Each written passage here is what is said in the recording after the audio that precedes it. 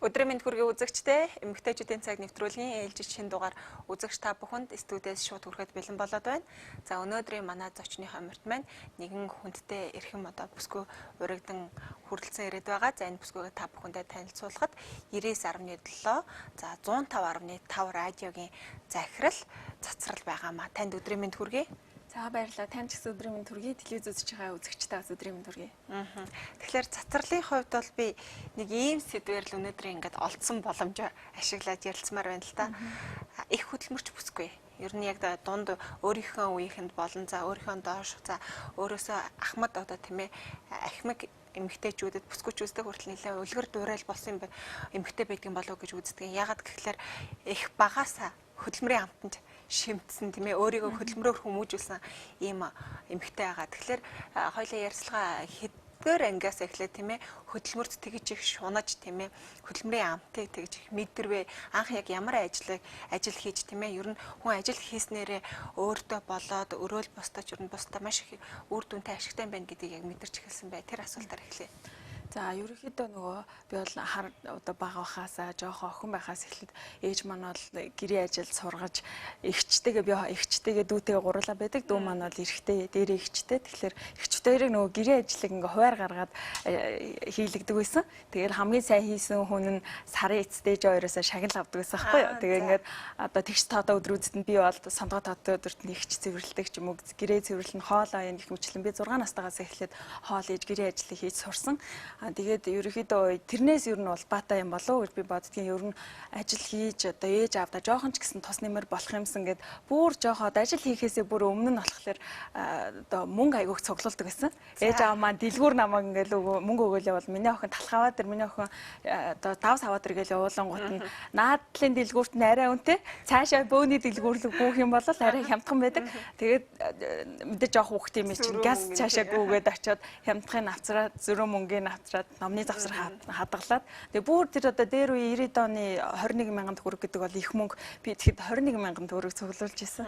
Тэгээ ерөөхдөө яг түүнээс одоо улбаатай би 4-р ангиас эхлээд ерөөхдөө ажил хийж ээж аавдаа тус нэмэр жоохон ч гэсэн те ядаж би өөрийнхөө хэрэглээний хичээлээр хэрэгслийг авах юмсан ээжигээ баярлуулах юмсан аавыгаа баярлуулах юмсан гэсэн тийм бодолтой байдаг байсан.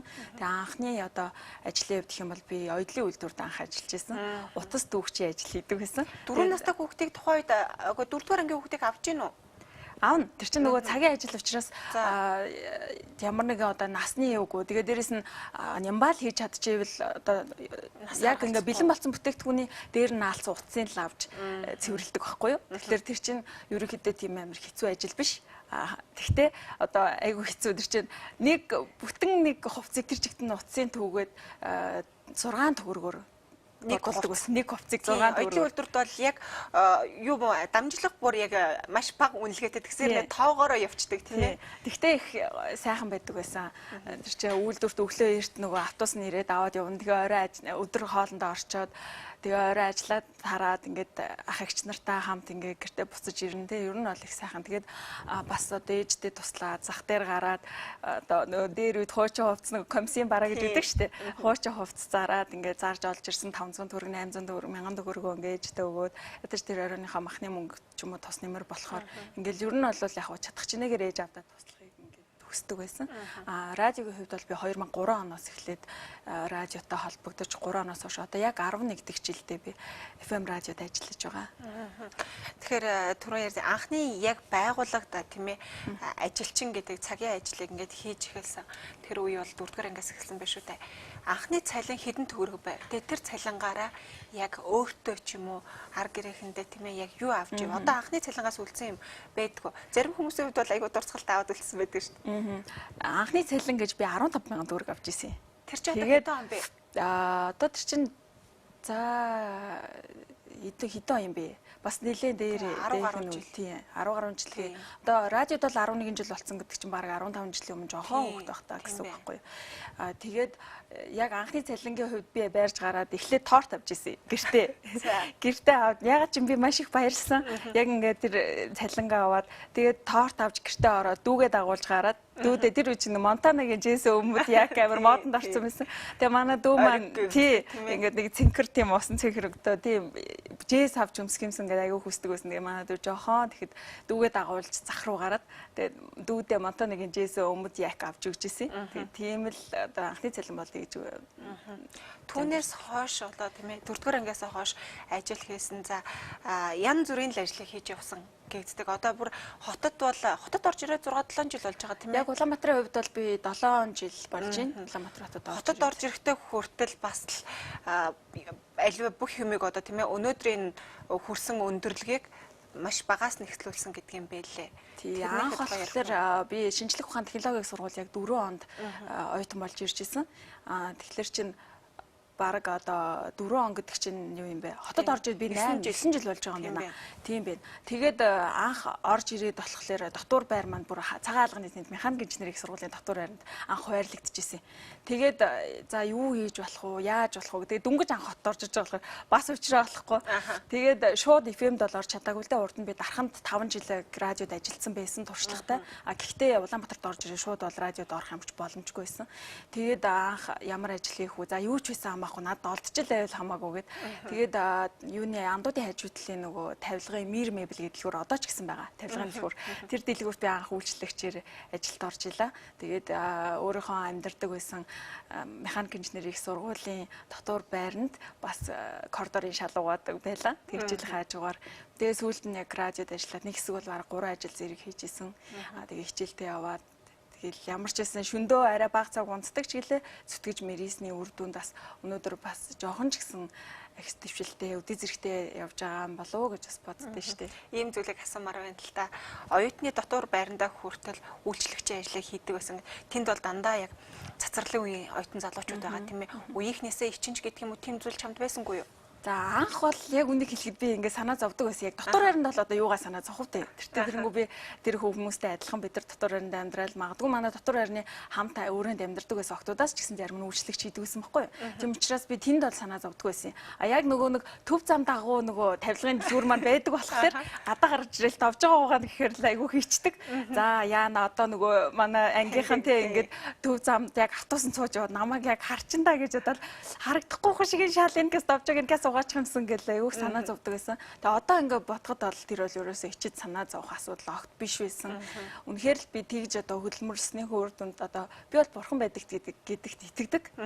Тэгээд намайг одоо үнэхээр тэ зүтгэж мэрэж ийн гэд одоо урам хайрлаж урамшуулж магадгүй радиод анх ажилд орох одоо урмын маань одоо өгсөн болов гэж бас боддtiin юм аа. Тэгээд ингээд өнөөдрийг хүртэл ингээд 4-р ангиас хойш хөдөлмөрөөр эрхлэл ингээд явж байгаад одоо бол бас тодорхой хэмжээний хамт олныг удирдах явж байгаа хүн тийм ээ. Гэхдээ өөрөө альва зүйлийг яг бүх зүйлийг багаас нь эхлүүлсэн. Тэгэд ингээд одоо яг танаа радиод ингээд шинээр ажилд орё гэд ирсэн хүүхдүүдийг залуучуудыг ингээд ажиллаж байгаа хүсэлтийг нь хараад тодорхой хугацааны туршид бол та нар туршиж үзэж байгаа тийм ээ. Ажилуулж үзэж байгаа. Тэгээ энэ бүгдийг харахад өөртөө мэдээж бас жишдэг баг. Би анх ингээд албан байгууллагаар энэ тэнд байгууллагын хаалга татаад ингээд ажилд ороод ингээд яах вэ? Би аливаа ажлыг ингэж хийдэг байсан. Одооны залуучууд ингэж хийдэг байсан байна. Миний үеийн залуучууд юмд ингэж хандсан гэсэн нэг тийм өөртөө жишээд дүгнэлт өгөх юм бас мэдээж байдаг баг. Юу л да одоо ер нь бол радиод бас хөтлөгч болъё гэсэн хүүхдүүд асар их ирдэг юм. Нэгдүгээрт нөгөө нэг одоо нэг олонний танил болъё гэдэг утгаараа хандаж ирдэг. Хоёрдугаар зүйл шууд мөнгө асууж эхэлж ирдэг. Өөрөө тэр хүн магадгүй өөрийгөө таниулж тэ би ийм авьяастай би ийм мундаг залуу шүү гэдгийг харуулж ингэж нэгдүгээр тэгжиж бид нар бас тэр хүнийг үнэлэх хэрэгтэй тэ. Гэтэл тийм шууд ирээл одоо би 7 хоногт хэдэн удаа ямар цагийн хуваараар гарах уу? Одоо цалин хэдийн танах хэдэн төгрөг өгдгийг гэж асууж эхэлдэг. Тэгэд тэр нь бас нэгдүгээр буруу юм болоо гэж боддгийг. Яг тэгэхээр би бол анх дарханд одоо анх хөтлөгч болж байхдаа эхний жил хагас ирээтэй ажиллахдаа би цалин авч байгаагүй.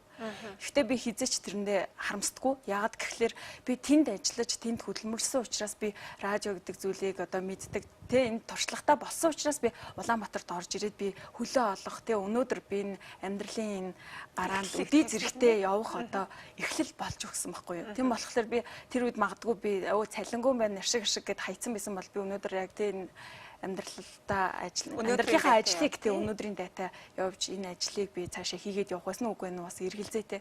Тийм болохоор ерөнхийдөө ингээ залуучуудыг харж хахад ажлыг их голдог одоо магадгүй юу гэдгийг яг миний нөгөө жоохон байсан үе шиг те одоо за үйлчлэг чийчүүл тэр намайг шолчихвол энэ намайг ингэж болов гэж ингэдэг асуудлыг бүр болчих хэрэгтэй л гэж би боддtiin.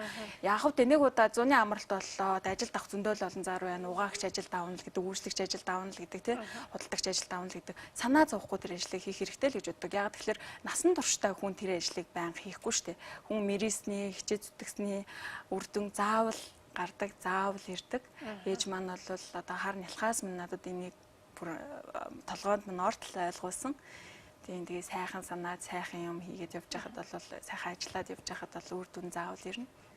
Өнөөдрийн таны хийж байгаа ажил маргаашийн нөгөөдрийн тэр өмнөө тавьсан тэр зорилго чинь хүрэх нэг гişгүүр гэж бодож л тэр ажлыг хийж байвал зорилго мөрөөдөл танд улам ойртож ирнэ л гэсэн үг байна шүү дээ. Тий, ерөнхийдөө бас дээрэс нь залуучууд бол яг өөрийнхөө дуртай ажлыг хийх ёстой юм шиг санагддаг. Яг тэгэхээр би бол урд нь шинжлэх ухааны технологийн сургуулийг 4-8 хонд суралцаж төгсөөд тэгээд үргэлжлүүлээд би радио телевизийн дээд сургуулийг төгссөн. Яг тэгэхээр би үнэхээр миний дуртай ажил бол үнэхээр миний цаашаа хийгээд одоо тэрний цалин их вэ нү бага вэ нү хамаагүй тий. Үнэхээр одоо цаашдаа би энэ ажлыг хийвэл хамгийн аз жаргалтай байх юм бэ гэсэн ажил маань миний радиогийн ажил байсан учраас би хүнсний химч технологич гэдэг мэргэжлэр цаашаа яваагүй юм. Тэгвэл би мэдээж хэрэг тэр том сургуулийг төгссөн учраас би 4 жил номын дугийн сонсож тэр сайхан одоо эрдэмтэн доктор профессор багш нараа заалгасан учраас би 40 гарсан нэг сайхан хүнсний үлдэгтэй олно гэж боддог. Гэхдээ ашиг нь гаргана. Тий, ашиг нь бол гаргана. Гэхдээ залуучууд бол яг өөрийнхөө дуртай ажлыг хийх хэрэгтэй. Эцэг эхчүүд маань болохоор ер нь ингэдэж штэ нэг 10 төгсөх хэрэг манай ээж авч гэсэн бас яг тэгжсэн. За миний охин одоо хими ангид ингээд сурдаг. Хими одоо гүнзгийрүүлсэн сургалтанд сурдаг чи олимпиадад ордог тийм учраас ингээд химээрээ юундаа ороо конкурстаа гэд. Би яг тэрийг дагаал явсан. Тэгээд жоохон үгнээс бол гараагүй. Тэгээд тэгтээ бол тэнд бол алдсан юм байхгүй. Тэр сайхан том сургуулийг би төгссөн. Гэхдээ дуртай юмаа хийж явсан учраас би өнөөдөр бас үдээ зэрэгтэй явж байгаа. Тийм болохоор хүүхэд багчуудаа өөрийнхөө үр хүүхдийг юунд дуртай байна, ямар ажил хийвэл илүү үр дүнтэй байж цаашдаа ажилласаа аз жаргал мэдрэх вэ гэдгийг бас эцэг эхчүүд мэдчихэж сонголтонд нь нөлөөлөөсэй гэж би бас зөвлөж хэлмээр. Баярлалаа, цацарлаа. Үзэгчтэй эмэгтэйчүүдийн цаг хөтөлбөр маань үргэлжлэн та бүхэнтэй хүрч байна. Хэсэг хугацааны дараа студидтэй эргээд уулзцгаая. Эмэгтэйчүүдийн цаг хөтөлбөртэй хамт байгаад баярлалаа үзэгчтэй. Өнөөдрийн манай зочны хоморт маань 99.7 105.5 радиогийн захирал цацралаа өргөдөн оролцож байгаа танд дахин өдрийн мэнд хүргэе. Тэгээд танаас үргэлжлүүл нэг ийм асуултыг асуумаар байна л да. Хоёр радиог удирдах чинь тийм ээ. Энэ хоёр радиогаа удирдаад бас баггүй хугацаа өнгөрчлөө. Энэ хоёр радиод нийтдээ хичнээн хүн ажиллаж байна вэ? За одоо 11 хүн ажиллаж байгаа. Тэгэд ер нь одоо цацралын хувьд бол бас залуу бүсгүй байгаа шүү дээ. Тэгэд 20 идэх настай энэ залуу эмэгтэй маань 10 гаруй тэр хүмүүсийг удирдаа явахад бол зарим нь бол танаас ихчиж байгаа, зарим нь бол дүүж байгаа тийм ээ. Тэр хүмүүсийг яг ингээд яг атгсан гар шиг нэгдмэл, нэг зориг, нэг мөрөөдөлтөй болгоод яг ингээд тийм ээ тэр нэг сайхан хамт олныг бүрдүүлэхэд яг юун дээр нь илүү сайн дөрөөлж ажиллавал тийм сайхан хамт олныг бүрдүүлж болдгийм байна гэдгийг ер нь мэдэрч байна өнгөрсөн хугацаанд. Ерөнхийдөө хүн болгон өөр, хүн болгоны харьцаа өөр, хүн болгоны юм хүлээж авах одоо чадвар нь ч гэсэн өөр байдаг. Тийм болохоор удаан ингээд ажиллаад ирж яхад бол удирдлагын төвшөнд ажиллаад явж байхад бол хүнд сайхан урам өгөх хэрэгтэй. Дээрэс нь загнах үедээ загнаж тэгээ урам өгөхөдөө урам өгч одоо хинтээ нь яаж харьцах вэ гэд хүн бүртэл өөр харьцах хэрэгтэй байна л гэдгийг бас би ерөнхийдөө бол одоо ойлгож байна. Гэхдээ бас болоогүй би чинь цаашдаа маш олон жил намайг хүлээж байгаа, маш олон жилийн одоо ирээдүй хүлээж байгаа. Тийм болохоор одоо бол яг дүгнж хэлнэ гэхэд бас хэцүү байна л да. Зүгээр яг одоо миний байрж ажиллаж байгаа зарчим бол ерөнхийдөө хүн болгон өөр учраас хүн бүрийг урам өгж ажиллах хүн байна. Зарим үед нь болохгүй бүтггүй зүйлийг хилээд өгөх хүн байна те. Хүн хүнтэй л өөр харьцаж хүний одоо зан характерт нь тохируулж одоо ерөнхийдөө урмын сайхан үгээр урам хайрлаж болж байгаа бүтэж байгаа дээр нь болж шүү ингэж шүү гэд те. Ер нь Дэмжээдэг тийм би өөрөө ч гэсэн ер нь бол нэг тийм хүн л те. Одоо хүн надад урам өгөх юм бол маш их гоё баярлдаг. Бөөн ингээ ирч хүч болдог. Бүр их юм хийчмээр юм шиг санагддаг те. Илүү их өнгөрдөг гэдэг. Тийм магадгүй ингээд нөгөө загнуулаад динх юм бол арай жоохон ингээд гэмшээ зарим уу жоохон гутардаг ч юм уу те. Тийм зүйлээс надад ч гэсэн байдаг байсан. Би ч гэсэн ингээд дээрээ удирдлагатаа ингээд үүсгэн байгуулагч гэдэг мундаг одоо эмэгтэй мөх чаргалдаг эмэгтэй байгаа. Тэгэхээр яг одоо тэр хүмүүсийн хувьд бас ингээд яхад заримдаа ингээд үнэхээр сайхан урмын сайхан үг авахд маш их зүйлээ хийж бүтээдэг байхгүй. Тийм болохоор би ч гэсэн хүмүүсийг сайхан урам өгч одоо урамшуулах хэрэгтэй гэж боддгийн. Түрэн гутардаг гэдэг үгэндээ цугас дурдлаа л та. Ер нь ингээд альва амьдрал гэдэг чинь өөрөө үргэлжил хүнийг сорж идэг сорилт түрэн хорвоо юм да тийм ээ. Тэр ч утгаараа ингээд альва өнгөрсөн хугацаанд тэр сорилтанд нь бүдрээд тийм ээ эргээд өөрийнхөө дотор хүнтэйгээ ярилцаад сууж явахдаа тийм ээ болохгүй цацарлаа чи яг ингээд л энэ дээр унчвал ингээд чиний цааш тэр их мөрөөдөл чинь үгүй болно гэдэг утгаараа өөрийгөө босгож ирдэг. Өөрийгөө яг баг зэрэг сэтгэлээр унахтаа илүү их зоригжуулж, илүү их ирч хүчээр өөрийгөө ингээд тижээдэг тэм зүйл чинь яг юу гэдэг юм бэ? Миний ээж надад хэлдэг байсан жоохон бахад миний охин энэ моддыг харж гинөө гэд. Тэгээд би харж гинэ гэд. Тэгэхээр аль модыг харж гин гэд. Би хамгийн наадлын модыг харж гин гэдэг. Миний охин тэр уулыг хар тий модыг хар уулыг хар гэхдээ хамгийн өндөр уулын оройг хар хамгийн өндөр модны оройг харж амьдраа. Ингээ цэг би тухайн үед бол жоох хүүхд учраас намайг цэг хаалах одоо бүгдийг доош хараад алхаад байна гэд тэгж хэлж байгаа юм байна гэж боддог гэсэн үг үү? Энэ бол яг одоо ингээ эргээ бодоход бол мэдээч одоо дээгүүр харж тэнүүн сайхан явахаас гадна одоо амьдралыг уул гэж үзэх юм бол уулынхаа орой хүртэл заавал гарах ёстой шүү л гэдгийг надад ойлгуулж тий одоо хүн болгоныг уул амьдралынхаа уул руу гардаг гэж үзэх юм бол миний одоо амьдралын уул хамгийн өндөр нь агаасаа тэр оройд нь гараасаа гэж ээж маань хүсдэг байсан болов уу гэж би одоо боддгийн.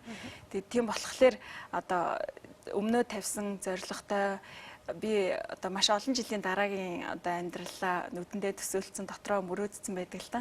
Яг тэрэндээ хүрэхийн тулд шантарч болохгүй. Тийм болохоор шантармаар заримдаа ингээл хүн л осоо тий уйлмаар уй санаг уйл инээж үзэн тэгэл хямран гутран тий тэгээд тэр болгонд зорилгоо бодоод тий би одоо ийм сайхан ээж аав ийм сайхан хүмүүжлээ ийм сайхан гэр бүл төсөж торимчоод өдий зэрэгтэй ийм сайхан хүн болгоод өгж явахад би одоо тий ингээд яг ийм юмнаас болоод ингээд шантрах юм болов гэд тэгэл одоо ингээд харж байгаа жишээлбэл ажиллаж байгаа залуучууд зөвхөн манай ажил гэхгүй л дээ ер нь тэнд ажил хийж байгаа залуучуудыг харахаар хүний үг ерөөсөө сонсч чаддаггүй.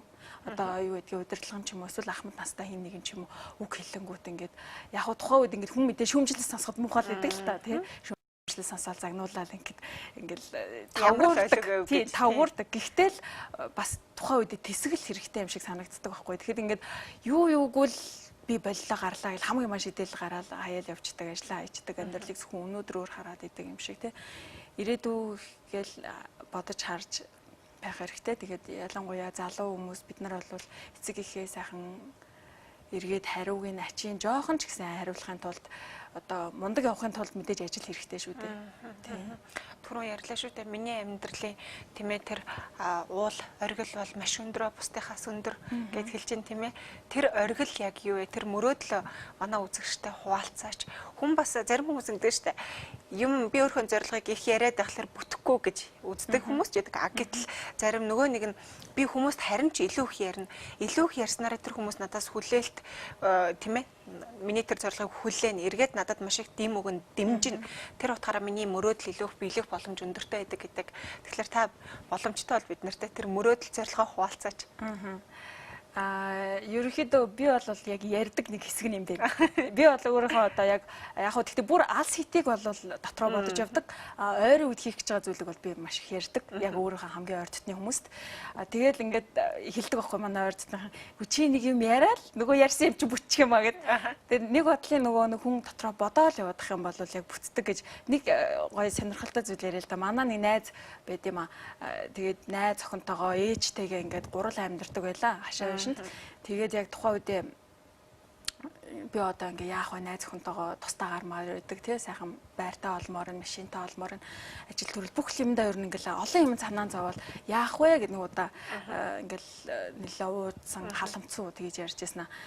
Дараах нь маргааш нь нөгөө чинь зураг зурмаар санагдсан гинэ. Тэгээ ингээд нөгөө юу гаргаж ирээ, цаас гаргаж ирээ, цаасан дээрээ зураад, байшин зураад, машин зураад, одоо өөрийнхөө найз зүг зураад хүүхэдтэй ингээд хүүхэдтэй болохыг бас хүсчихсэн өөрөө. Тэгээ тусдаа гарахаараа хүүхэдтэй олно гэж бодож исэн. Тэгээ тэр зургаа ингээд зурчаа зүгээр хадгалчих л тэр жигтэй мартцсан. Тэгээд 2 жилийн дараа эргээд ингээд харсан чинь сая яг одоо сая өнгөрсөн намар ахгүй юу. Тэгээ эргээд ингэсэн чинь миний нөгөө зураг бүтцсэн штэ гээд мөрөөдөл бий. Тийм миний мөрөөдөлтэй миний одоо зураг бүтцсэн. Яасан гэхэлэр нөгөөх маань тусдаа гарцсан, 2 өрөө байр авцсан, ажилдаа бүр ингээд тушаал твшээд мундаг ажилтан болсон. Тэгээд эхнэр одоо найз өсгөгөө бол эхнэрээ алгаад авсан, хүүхэдтэй болсон. Тэгээ яг ингээ эргээ харахаар үнэхээр одоо хүн нэг бодлын бас дотроо яг ингээд яг үнэнчээр дэрийгээ бодоод эсвэл магадгүй одоо над чиг ч юм уу яриад ч юм уу те магадгүй ядчил ярьсан хүн чинь тэрийгээ хийхин төлөө одоо ядч нэг хөтөхгүй байх юм бол ичин штэ тий. Хүмүүс иргэн тойрныхоо хүмүүс баахан хүмүүс ингээд би одоо ингэж байгаа би одоо юу ч гэдэг юм. Ихчтэй байр авч өгөх гэж байгаа ч гэдэг юм. Эсвэл би дүүдээ машин авч өгөх гэж байгаа ч гэдэг юм уу. Ингээд хүн ярьсан байж ийснаа нөгөөх нь бүтэхгүй байгаад юм бол энэ худлаа ярддаг дандаа худлаа ярддаг гэх жишээний тийм асуудалд орох учраас хүн илүү мэрэлттэй зүтгэн. Миний бүр ирээдүйн одоо бодож явж байгаа зүйлгээ түрүүн асуусан. Болж өгвөл би дэлхийд одоо Монголынхоо нэрийг гаргасан зүйл хийх юмсан гэж боддог. Гэхдээ бүр нарийн болоод би талаар яриад байгаа уу те ямар ч байсан өөрийгөө бол одоо Монгол орондоо бол хэрэгтэй маш их зүйлийг хийнэ гэж би дотроо төлөвлөсөн байгаа. Хийж чаднаа. Тэгэхээр цацралт та бүхэн ярилцлага өндөрлөхөд одоо цөөхөн минут үлдсэн байна. Тиймээс ярилцлагын төгсгөлд нэг зүйлийг асуухгүй болохгүй. Тэр юу вэ гэхээр залуу хүний хувьд босдоо бас нэлээд үлгэр дуурайл бас нэг ажлыг цацрал хийдэг. Тэр нь бол сайн үйлсийн аян. Сайн үйлсийн аян хийхийн сайхан нь ер нь юу гэдэг юм бэ? Яагаад зүгээр өмнөх ажлаа хийгээл мөрөөрөө амьдраад иж болдоггүй. Яагаад заавалжгүй өөртөө байгаа юмаа илүүчлээд өөр бусдыг урайлаад тэгээд тэр нэг хин нэгэнд заавалжгүй туслах гэдэг юм. Зүгээр мөрөөрөө амьдраад хахад бас болдоггүй мө гэдгийг асуултыг асуумаар байна л да. Товчхон хариулаад өгөөрэй. За энэ дээр хэлэхэд бас дахиад би ээжигээ ярих гад байна. Ээж маань намайг жоохон бахаас бас хүн сайхан сэтгэл гаргаж хүн тусалжээ гэж дандаа хэлдэг байсан. Тэгээд яг тэрний анх би эмээгээ ингээ асраа. Эмээ маань бараг 6 жил өвтөрдөөсөн юм л да. Эмээгээ асраад эмнэлэгт үйжсэн чинь эмээгээ ингэж сайн асарч байгаа миний охин шагналан заавал ирнэ гэд. Тэгээ эмээ дээр маань манай ангийн хүүхдүүд эргэж ирчээд буцахт би ангийнхныгаа гаргаж өгчээсэн чинь яг зам дээр цоо шин утас өвтчихсэн байхгүй. Тэр үед гар утас гэж ерөөсө баг байгаа. Nokia 3310 дөнгөж гарч исэн. 82 10 33 10 гэдэг утсаа гарч исэн. Моторологийн жижигхэн нэг утас гарч исэн. Тэгсэн чинь би цоо шин утас олж исэн. Тэгээ би яг тэр үедээ хөөх ээж маань хэлсэн үний юм байна те. Хүн тусдаа сайхан сэтгэл гаргаад эмээгээ асраад ингэж яхад бол хариу нэрлээ гэж би ойлгоод ингээд тэрнээс хойш ерөөхдөө яаж хүн тусалж болох вэ гэд яг өөрөө нөгөө би нөгөө галтгооны өрөө хөсөлж Улаанбаатар хотод галтгооны өрөө айлын галтгооны өрөөнд амьдардаг байхдаа би анх одоо 35 настай ариун цэцэг гэдэг эмэгтэйд 3 ялах хүүхдтэй эмэгтэйд анх туслая гэсэн зүйл дээр одоо байдаг бүх ичээд зүтгэлээ гаргаад хүмүүстэй уулзаад маш олон сайхан хүмүүсийн дэмжлэгээр 5 антаа сайхан гэр бэлгэлж исэн. Дараа нь 6 хүүхдийг тэтгэлэгтэй өнгөө сургаж ийн. Тэгээд дасрамжийн газрын хчдүү 3 бас одоо амьдрах гэрийн бэлгэлж ажилд оруулж өглөө. Гэт ер нь бол маш олон сайхан одоо ажлуудыг олон сайхан сэтгэлтэй хүмүүстэй хамт хийж ийн. Ерөнхийдөө манай хоёр радиогийн зүгээс бол сайн үсээ нэг тогтмол одоо 5 дахь жилдээ зохион байгуулж байгаа. Тэгэхээр таны над одоо тийм ээ тэр бүгд одоо тийм ядарсан зүдэрсэн амьдрал тийм ээ хазгаа гიშгсэн тэдгэр хүмүүст тийм ээ тусламжийн гараа илүү ихээр сунгаж илүү их тэдний амьдрал гэрэл гэгээ гийгүүлээд тэгснийхаа хэрээр та нарын тийм ээ энэ сайхан сэтгэлийн үзүүрт ингээд сайн санааны үйлс бүхэн чинь илүү их сайхан өргөжөж тэлж таны ажил үйлс бүхэн бүтэж байхын ерөөлийг дэвшүүлэх нэвтрүүлгийнхаа төгсгөлд за маш их баярлалаа. Тэгээд залуучуудтай хандаж хэлэхэд хүнд сайхан одоо сэтгэл гаргаж, сайн юм бодож, хүнд буян хийж явах юм бол заавал хариу нь ирдэг юм шүү. Заавал тэгээ хариу нь бас ирнэ гэж хүлээгээд яах вэ те? Ер нь бол зүгээр л хүнд сайхан сэтгэл гаргаж явах юм бол үргэлж өөрийн чинь амьдрал тэрний ирээр сайхан юм шүү гэж хэлмээр байна. Баярлалаа цацарлаа. Үзэгчтэй эмэгтэйчүүдийн цаг хөтөлбөрийн маань өнөөдрийн шинэ дугаар ийхүү өндөрлөж байна. Өнөөдрийн манай зочны хоморт маань 99.7 105.5 радиогийн захирал цацрал өргөдөн оролцлоо. Ингээд маргааш өдрийн цагтаа эргээд уулзъя. Баяртай үзэгчтэй.